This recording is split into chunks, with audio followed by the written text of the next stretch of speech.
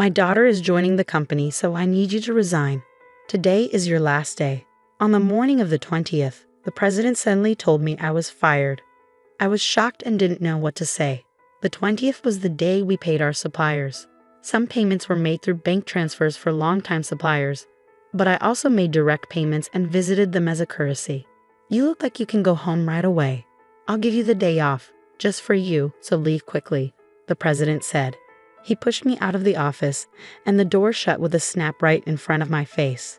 I didn't even know where to start to argue. My name is Emily. I joined this family-owned paving company right after high school and worked as a clerical worker for 10 years. Well, until just now. The company had about 20 employees, and when the current chairman was the president, the workplace atmosphere was great. It was an easy place to work. The chairman, now retired, used to work closely with the younger employees, and his wife, Catherine, would come in every day to help with various tasks until he was hospitalized. Their daughter, Kelly, was skilled in both field and office work.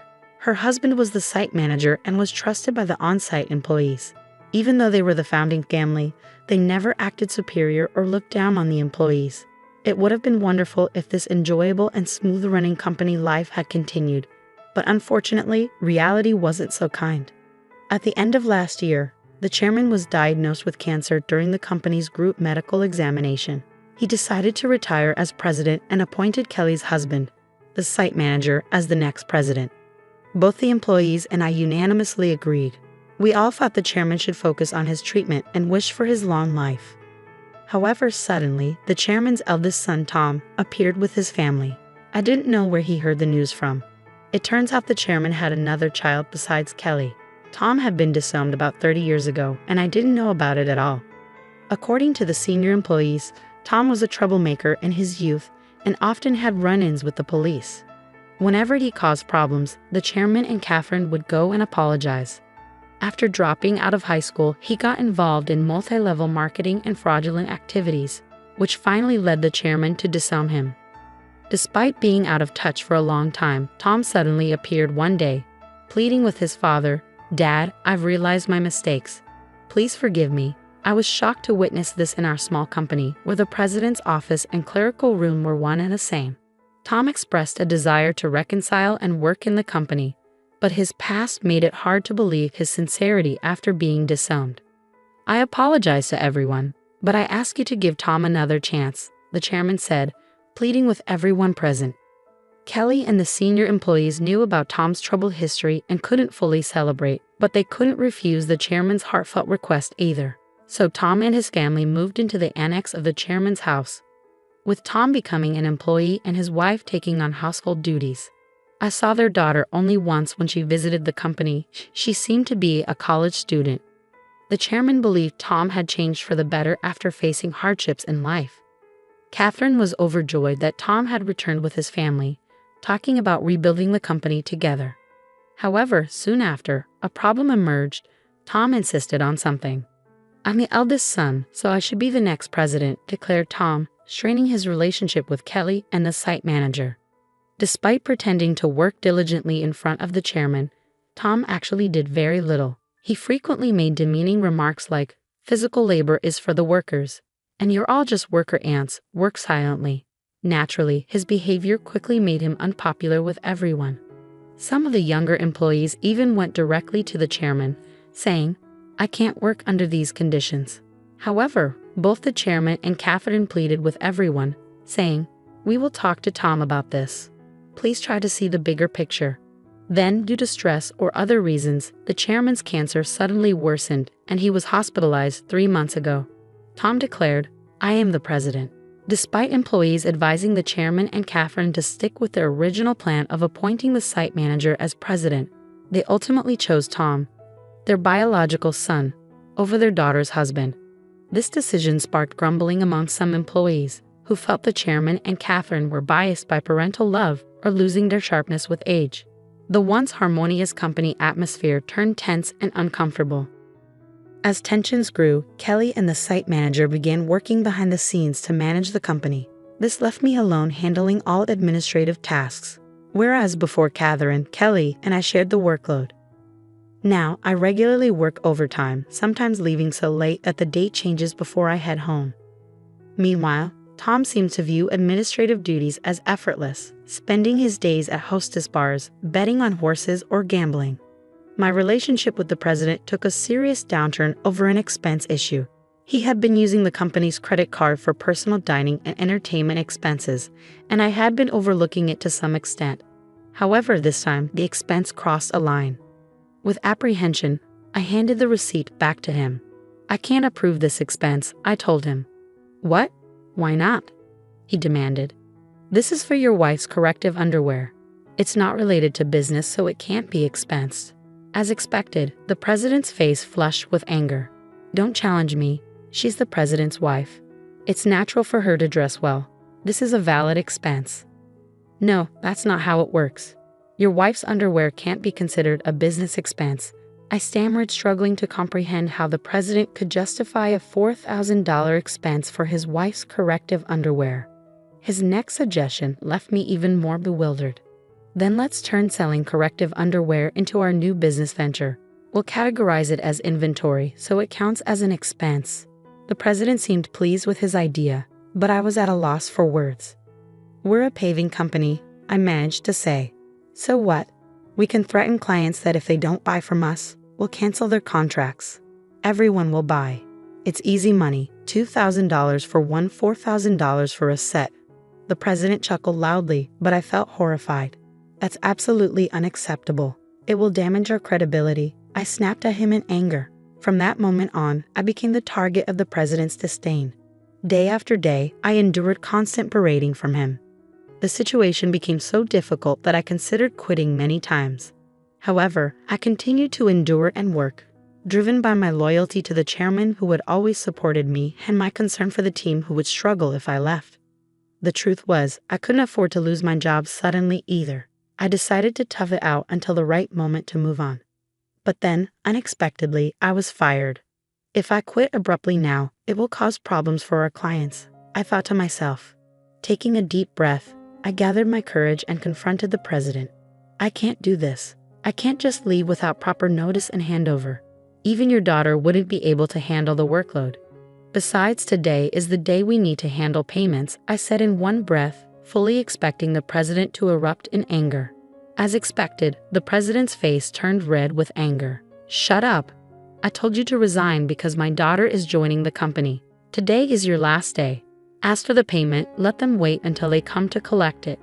There's no need to pay them up front." "Excuse me, isn't it normal to pay for something once you buy it?" I was shocked and explained it patiently, as if talking to a child. But the president responded with something so unreasonable that I couldn't believe he was being rational. "If that's the case, just threaten to switch suppliers. Tell them we won't make the payment this time, so they should give it to us for free." "What? That's not something we can do, is it?" I was so stunned that I couldn't find the right words to respond. "You're completely useless. My daughter has a college degree. She can handle office work easily. As family, she won't question my expenses like you do. You're all talk and no action. We don't need someone like you in our company. Leave now," the president sneered. It seemed clear he intended for his daughter to handle accounting so he could justify personal expenses as business expenses. "Oh, is that so? Just remember, I won't regret this," I replied. Words were futile at this point. My patience had worn thin. I quickly gathered my belongings and left the company, feeling sorry for our clients. I called Kelly, despite knowing Catherine and Kelly were busy with the chairman. This was urgent. I explained everything and trusted the rest to Kelly. Once I left the company, I suddenly found myself with nothing to do. Being fired without notice clearly violated labor standards laws. If I reported this to the labor standards office, the company would be in trouble. Since our company was part of the middle company payment system, I could claim my severance pay and 1 month's salary. This system supports small and medium-sized enterprises that can't afford severance pay on their own. I didn't need to rush because I could apply within 5 years from my retirement date, and the Labor Standards Office had a 2-year statute of limitations. With my professional habits, I planned out the necessary procedures and timeline for retirement. I decided I could take it easy for at least a week. Lately, I had been working overtime and weekends nonstop, leaving no time for myself at home. There were many places I wanted to visit once I settled down, so I chose to go on a day trip to the beach for a refreshing break. After enjoying myself at the beach, I checked my phone in the locker and found several missed calls, emails, and voicemails. Among them, Kelly's email caught my attention. It said, "The payment process went smoothly. Everything is in order." I felt relieved. Despite the abruptness of my dismissal by the president, I couldn't shake the guilt of leaving my job in anger.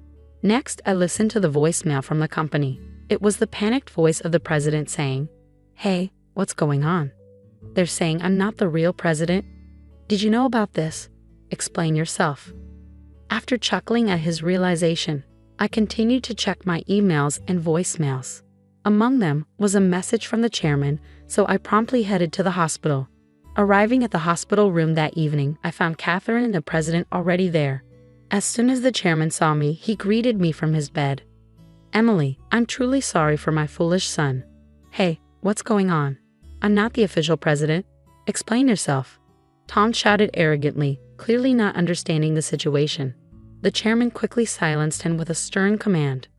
"Quiet down." It turned out that right after I had called Kelly, she promptly informed the chairman and Catherine.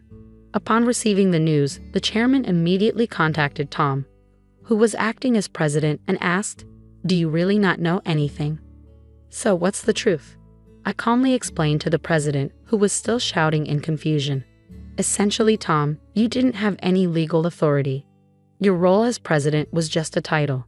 It might seem confusing, but in business terms, president is a position within the company and doesn't hold legal standing like a representative director does. The representative director is the one legally responsible for the company's actions externally. It's a different and more formal role that requires specific legal procedures to change." I continued, "While the title of president can be changed informally within the company, altering the representative director involves complex legal processes. That's why your position didn't carry the legal weight you assumed it did." 3 months ago, when Tom was appointed president, there was strong opposition from Kelly, the site manager, and veteran employees. That's when I proposed a strategy. Tom would be a figurehead president while the chairman remained the legally responsible representative director. As someone familiar with company procedures and laws, I knew the complexities involved. Under my plan, if Tom showed genuine dedication and won over all employees, then we would initiate the legal process to formalize his presidency. However, if Tom failed to prove himself fit for the role, the backup plan was to either remove him or even consider closing the company, while Kelly and the site manager prepared to launch a new venture. Kelly doubted Tom's ability to change. The chairman and Catherine continued to believe in Tom until he unfairly dismissed me, which seemed to awaken them to his shortcomings. "If you want to be a leader, learn and take care of your employees. I've told you this many times," the chairman emphasized. Tom retorted, "It's not a big deal, right? Can't we just handle the procedures now?" "No, it's not possible," the chairman explained. "Our company offers stocks to employees who want them, and many of them own shares. Emily owns 10%, making her a major shareholder. We can't disregard her views, and other shareholders won't support you either." As the president began to understand the gravity of the situation, his face paled. "What? I don't have any shares." "None. I plan to pass on my shares to you once you prove yourself as president. I'm deeply disappointed in you. Were you only interested in my wealth, thinking I didn't have much time left?" The chairman slumped in despair, and Catherine remained silent, visibly upset.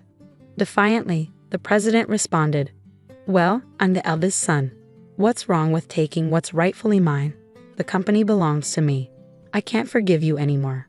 The chairman bears full responsibility as the representative director of this company. Moreover, I'm a shareholder. I have the right to call for a shareholders' meeting and propose your removal," I asserted firmly. The president's face drained of color as he grasped the implication of removal. "You mean I could be fired? Dan, you were just a clerk." "Tom, Emily is right. At this point, no one will support you. Emily was the only one who spoke up to give you a chance," Catherine interjected. Then Catherine turned to me. "Emily, I owe you a sincere apology. I regret causing you trouble because of my love for my son. Please tell me what you'd like to do." I confronted the president directly. "Mr. President, I no longer wish to work under your leadership, so I am resigning immediately. However, I expect to receive my severance pay. along with 1 month's salary including unpaid overtime and holiday pay. As a shareholder, I will also take action through the Labor Standards Office to remove anyone who is detrimental to the company. I spoke calmly, and as I did, the president's complexion shifted from pale to completely white. Continuing, I informed them how Kelly had been actively visiting clients and successfully promoting our new company. Many clients had already decided to switch from our current company to the new one, and most of our employees were planning to follow suit. "That's impossible. I'll sue you," the president threatened, his voice cracking. But the chairman intervened firmly. "I am the representative director. You have no such authority." The president collapsed to his knees, and I felt a mix of emotions: regret, disappointment, and a sense of closure. "Mr. President, it's unfortunate it had to end this way.